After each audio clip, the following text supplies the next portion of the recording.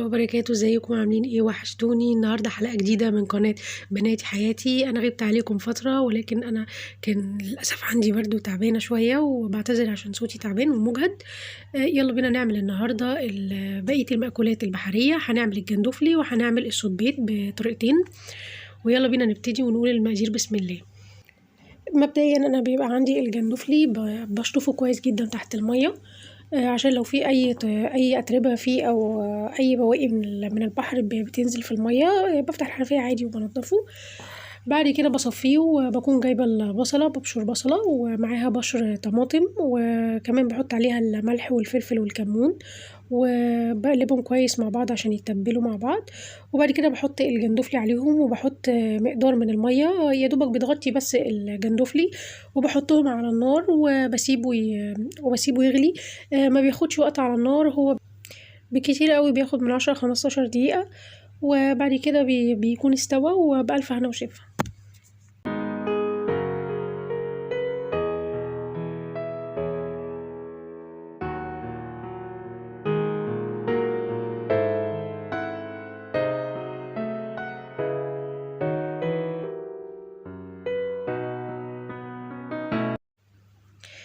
بعد كده هنيجي للسبيت. انا باخد السبيت، الجزء اللي فوق للسبيت انا بقطعه سلايز، وبتبله بالثوم وملح وفلفل وكمون، وبسيبه معاه يتبل حوالي ربع ساعة. وبعد كده بحطه في الدقيق، بعفره بالدقيق، وبعد كده بنزله في الزيت بعمله مقلي فقط.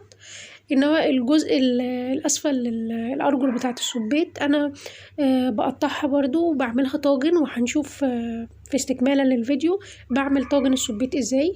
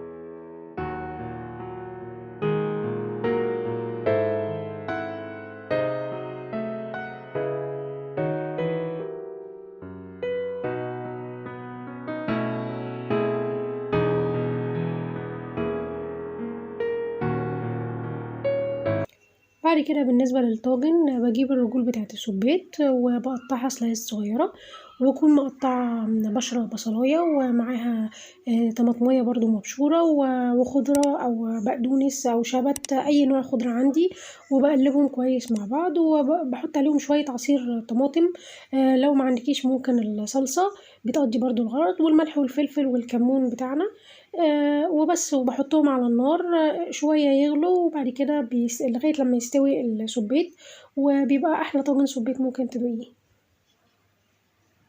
هنا أنا الكمية عندي كانت صغيرة، ممكن تضاعفي الكمية زي ما تحبي، فعملتها في برام صغير.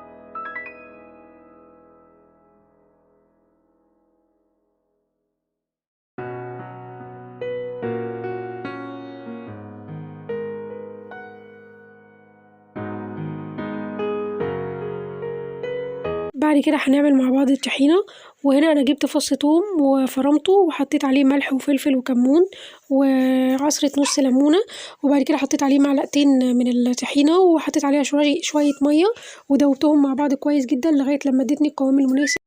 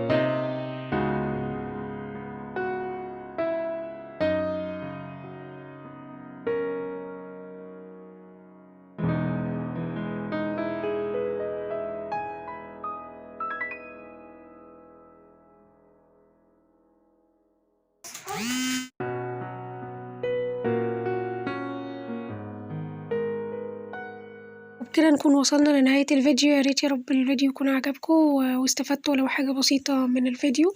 يا ريت تدعموني باللايك والشير والسبسكرايب، وما تنسوش تفعلوا الجرس عشان يوصل لكم كل جديد. وبألف هنا وشفا.